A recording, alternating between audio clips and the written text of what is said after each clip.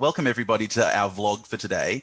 I'm very fortunate to be with Laura Pauls, who's joining us from Canada. I might hand over to you, Laura, and get you to introduce yourself and tell us a little bit about the paper that we've been talking about. Great. I am a speech language pathologist. I have been working most recently with the school board locally. I have also done my PhD research in London, Ontario through the University of Western Ontario. And this particular paper that we're going to talk about today came from my PhD research. And in this paper, we are looking at questions about how working memory and language ability intersect. And that's a big question for children with developmental language disorders because we know a lot of these children also have a working memory impairment. And like many clinicians and researchers, we want to make sure that the intervention we offer is going to be effective and going to target those skills that they are struggling with. And this is one in a pair of papers. The second one is on its way, and that looked at working memory intervention. This one we're looking at language-rich intervention for children with DLD. And we tracked both their language skills and their working memory skills throughout the intervention to see how those two domains, those areas of ability, would respond to a language-rich intervention.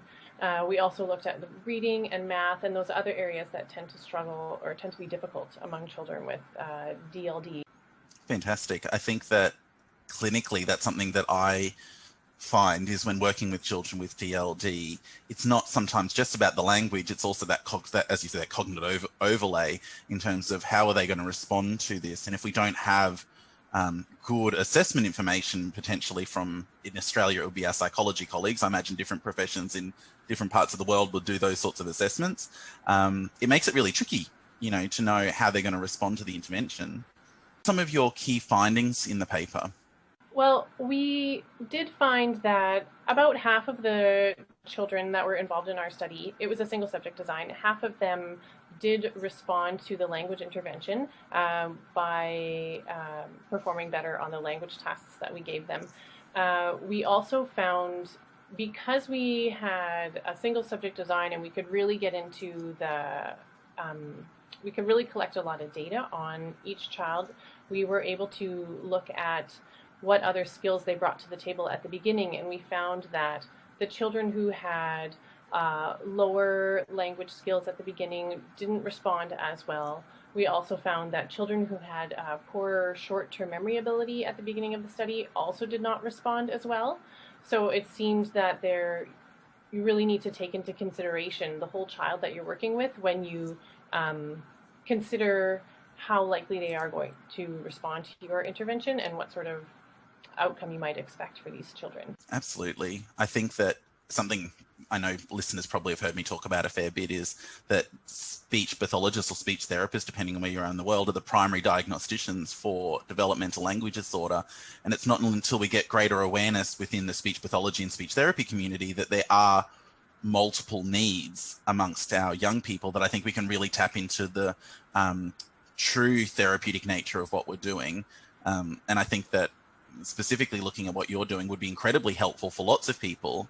So Laura, do you have any key messages that you'd like to share with clinicians, but I also know lots of families listen in as well. Is there anything that you'd like them to learn from your work? A couple things, actually. We offered quite an intensive language intervention, and as I said, about half of these children showed an improvement in language and reading abilities, but the other half were a little bit less responsive. So that I think speaks to just how difficult it can be to see improvements in these children and the kind of skills that we need to keep working on. It's going to take a lot of work and a lot of time.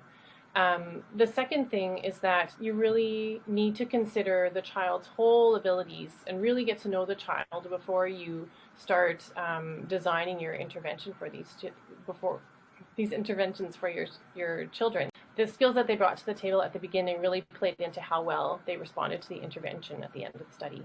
Yeah, absolutely. And I think the richer the learning or language profile that we can provide, the better that we can actually make those adjustments. I'll be very keen to talk to you again when your second paper comes out. I think that there's a great deal of interest amongst the community around what can we do, or can we do anything to support or change working memory in these young people? So I guess it's a watch this space. yeah, we look forward to sharing that paper with you. Awesome. Thanks so much for your time, Laura. I really appreciate it. My pleasure.